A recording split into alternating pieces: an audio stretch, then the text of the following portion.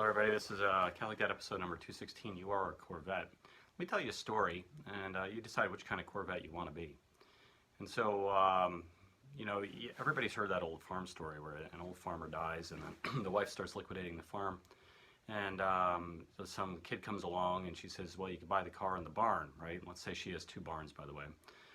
The first barn she goes into, there's a car with a tapestry over it, and she has no clue what it is and the value of it. And you pull the tarp off, and it's an old '63 Stingray Corvette.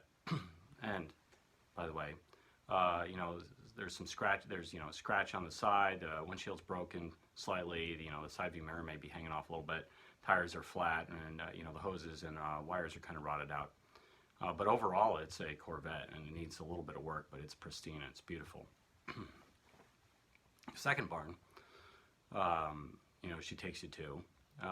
In that barn, there is a '63 Stingray Corvette that the old farmer used for parts. And there's an engine block that's sitting on a jack stand. There's wires in a box. There's fenders and panels along the side of the barn, and alternators are sitting on a shelf, and the car's in pieces. And there's hundreds and hundreds and hundreds of pieces, and the tires are sitting on the side. And so you're a Corvette, but which one are you? And I would suggest to you, this is the difference between Catholic theology and most Protestant theology, is that the Protestants believe we're so unworthy, and we're like really not worthy of God's graces because we're so bad, right?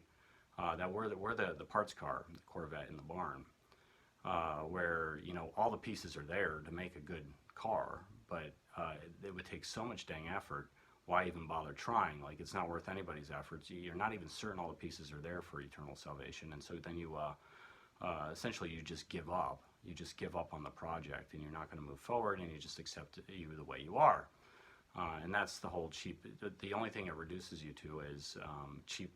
Like, if that's you, is cheap salvation, where you just say, oh, I told the Lord I believe in him, and now I'm saved, and therefore I'm going to heaven.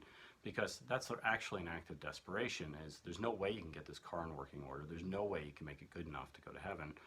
And therefore I'm just going to make cheap salvation. Now let's go to the Catholic barn, where there's a pretty nice looking Corvette that needs a little bit of TLC sitting there. This is Catholic theology, that the car is pretty awesome. It's ready to go, but it does need some TLC, and it needs some working on. These are the sacraments in the church that we actually have to do meditation and prayer, and we actually have to prepare ourselves to hit the road. That okay, yeah, the tires are flat, we could replace those. We can get those blown up. The wires, a little tune-up, we'll take care of the wires and the hoses, and maybe a new windshield, and maybe a fresh coat of paint. But otherwise, the motor's pretty pristine. The carburetor's still great and everything else. And all you have to do is change the fluids out and go.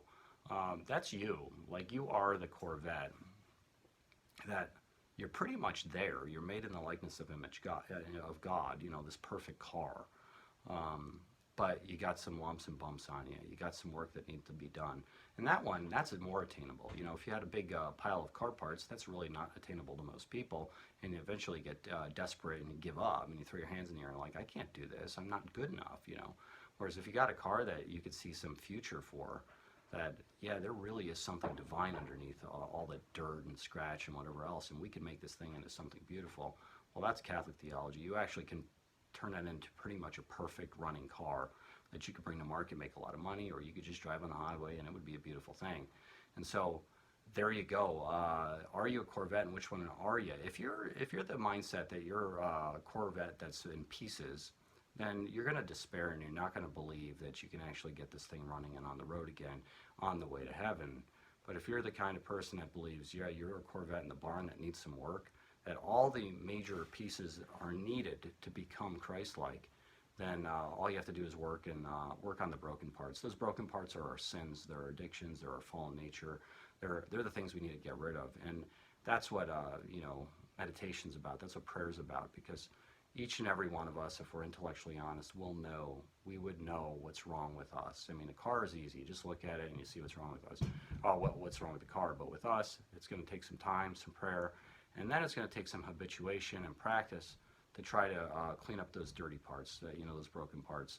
Get rid of the addiction, get rid of all the bad behavior, get rid of all the sin, throw it out of your life, and you're gonna be cruising in no time. This is Catholic Dad making you think about it. Please like or subscribe, pray the daily rosary, and get to Mass. Live a sacramental life. God bless.